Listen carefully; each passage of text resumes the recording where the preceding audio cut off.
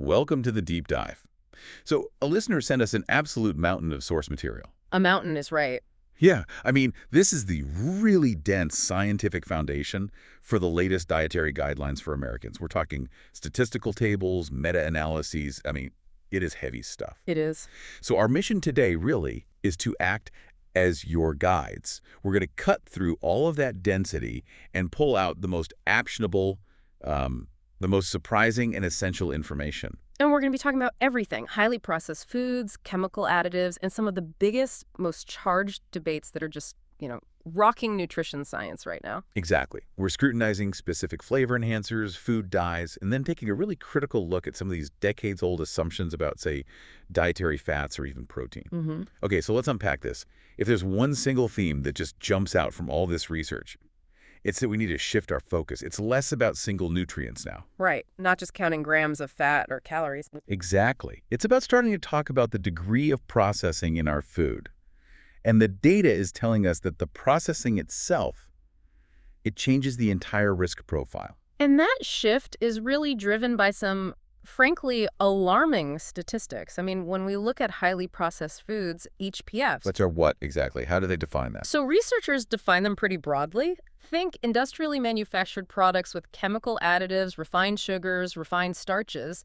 They now make up the majority of the American diet. Okay, so what are the numbers? For adults in the U.S., HPFs contribute 57% of their total calories. More than half. More than half. But here's the truly shocking number. For children and teens, that percentage climbs to 67%. Wow, two-thirds. Two-thirds of their total energy intake. These are your prepackaged snacks, the sweetened cereals, the fast food meals. But that number alone, I mean, that should make you pause. When the core of the diet is industrially manufactured, you have to ask about the consequences. What is the evidence telling us? The evidence is, well, it's remarkably consistent, and it's strongly adverse. We looked at this massive umbrella review. It synthesized findings from 27 separate meta-analyses. 27? Yeah. And the link to chronic disease is clear across the board. In fact, 0 studies showed any protective effect from HPFs. None. So there's literally no upside. It's purely a risk factor. Okay, so let's get specific about that downside. I know the researchers graded some findings with high certainty. What are the big confirmed risks we need to focus on?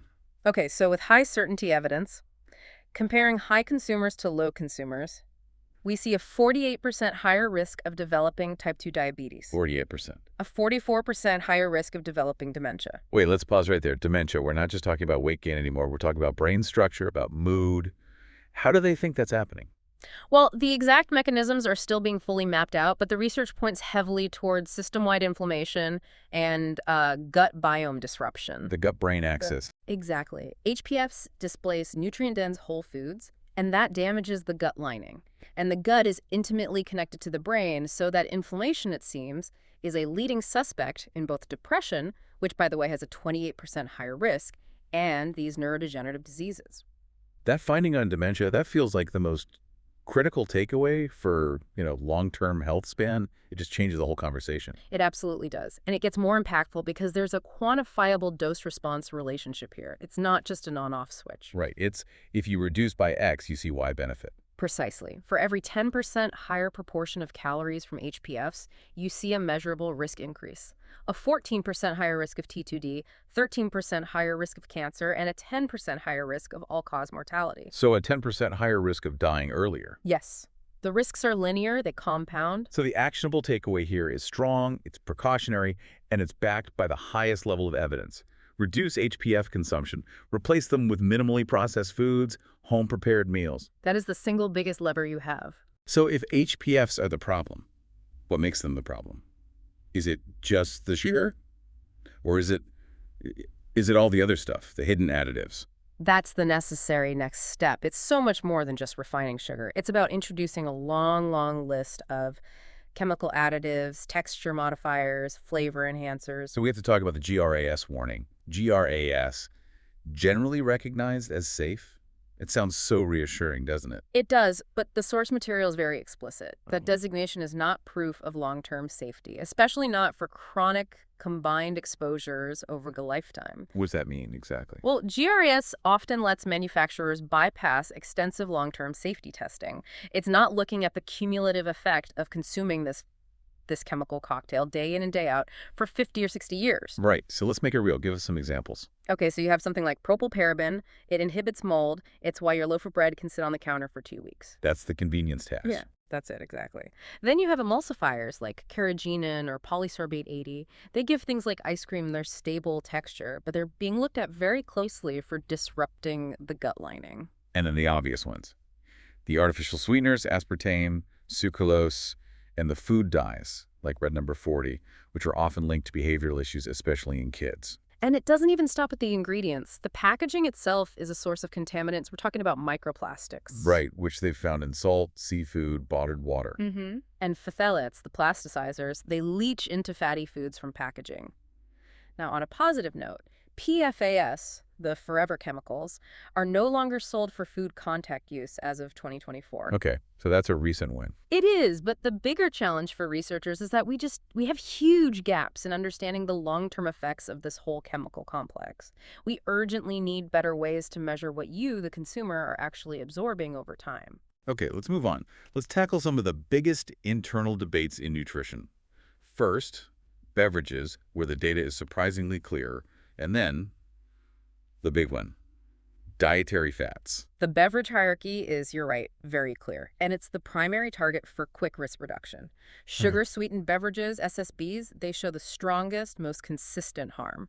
And the evidence here is high certainty. High certainty for dental carries a 57% higher risk, and moderate certainty, which is still very strong, for a 39% higher risk of type 2 diabetes and a 17% higher risk for adult obesity. And there was a dose response for SSPs too, right? For just a single can. Yes. This is the data point that should really stick with you. Each 12-ounce can of SSB per day is associated with a 10% higher risk of all-cause mortality, Guy earlier. a 14% higher risk of cardiovascular disease, and a 23% higher risk of type 2 diabetes. Just from swapping one soda for water. That is probably the easiest health lever anyone has. It's enormous. Okay, so what about the other drinks? What about 100% fruit juice? So that's more conditional. We have high certainty evidence linking it to higher BMI in children.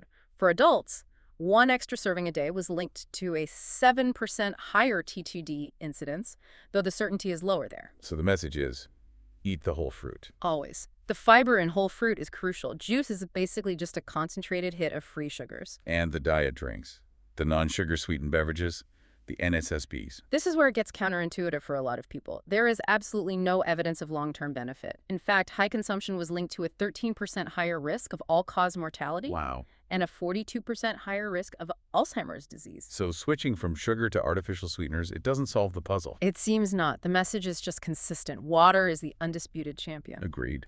Okay, let's get into the weeds. Let's transition to the biggest scientific controversy in the source material, linoleic acid, or LA, and its use as a biomarker. Right. This requires a bit of unpacking because it really challenges decades of observational data. For years, the idea was that replacing saturated fat with oils rich in linoleic acid-like vegetable oils was beneficial. And that was based on blood tests, right? If you had a low percentage of LA in your blood, it looked like you were at higher risk. Exactly. So the advice was, get more LA-rich oils. But the source material explains this core flaw, which they call the dilution effect. Okay, the dilution effect. Can you give us an analogy? This is a really complex point. Yeah, of course. So think of it like this. Imagine you have a small cup of food coloring. That's the linoleic acid. Now you pour that into a standard bucket of water. That's your healthy blood volume. The percentage looks normal. Okay, makes sense. But now imagine you have severe metabolic issues. Instead of a small bucket, you have a giant, overflowing swimming pool full of fatty substances, triglycerides. So the total volume of fat in the blood is massive. Massive. So when you pour that same small cup of food coloring, the LA, into that huge pool, the LA percentage looks artificially low. It's been diluted. Ah, I see. So the low reading isn't because you have low intake of LA. It's a reflection of the fact that the person has dangerously high levels of other fats, the triglycerides. That is the breakthrough insight. The poor metabolic health itself dilutes the LA reading. And this could potentially skew decades of observational studies, making it look like high LA intake is protective when, Really, low LA was just a false signal for severe metabolic dysfunction. That is a serious, serious question about the foundation of a lot of past research. It is, and it's exactly why the research priorities are calling for urgent, long-term randomized controlled trials, or RCTs. They need to test this directly, say, by replacing high linoleic acid soybean oil with a high oleic version to see if it actually improves health over 3 to 4 years. We need better evidence. Moving on to protein. It seems like the science is still pretty unsettled on how much and what kind. Very unsettled. The gaps fall into two big categories: quantity and source. For quantity, we need long-term RCTs, like 3 to 5 years, to test if higher protein, say 1.6 grams per kilogram of body weight versus the average of 1.0, actually improves muscle mass and metabolic health in midlife adults. And of course, while carefully monitoring kidney safety. Of course. And for the source, we need trials that directly compare whole food protein meat, dairy, eggs, legumes against commercial protein isolates. You know, the shakes. Right. Is a protein shake metabolically the same as a serving of whole food? We need a rigorous data to answer that, especially for adults managing overweight or obesity. And this whole discussion of research priorities, it brings up a really fascinating and somewhat charged historical critique that was in the documents. It's vital we report this perspective exactly as it appeared. Agreed. We have to report this impartially. The source alleges that in the past, certain compromised nutrition scientists prioritized what they called novel research. And in doing so, they effectively sidelined boring topics like insulin resistance. And this allegedly led to specific scientists being marginalized. They name researchers like Volek, Bickman, and Lehman, who were big advocates for low-carb, high-protein approaches. Correct. The document frames this as a historical bias of the establishment. The claim is that their perspective, which they call the upside-down pyramid, is based on science that was neglected by a community too focused on other things. So it's a critique about how the scientific agenda itself has been set over the past few decades. It's a very powerful internal critique, yeah. It suggests these debates aren't just about the science, but about historical disagreements over what was important to study in the first place. So after this entire deep dive, what does it all mean for you, the person just trying to make sense of it all? The big shift is clearly away from single nutrients. Yes. The focus now has to be on the degree of processing in your food. We have high certainty evidence that just drastically reducing those factory-made, chemically enhanced products improves your risk profile for type 2 diabetes, for dementia, and for depression. The benefit of reduction is immediate, and it's linear. And with beverages, the SFEs are the single greatest lever for rapid improvement. The risk reduction you get just by swapping to water is substantial. And while the evidence on diet drinks and juice is more mixed, it still points towards caution and a strong preference for whole fruits and water. Finally, we've seen these threads connecting high HPF consumption to severe cognitive disorders like depression and dementia. And we noted that packaging contaminants, like microplastics, are now being found accumulating in human tissues. Including in the brain. Right. And all this forces us to ask a much larger question. If our diet is this fundamentally intertwined with our metabolic and our mental health, what is the ultimate price we're paying for convenience? Not just in chronic physical disease, but in the measurable reduction of our cognitive function across our entire lives. Something to think about. Definitely something to mull over as you think about your next trip to the grocery store.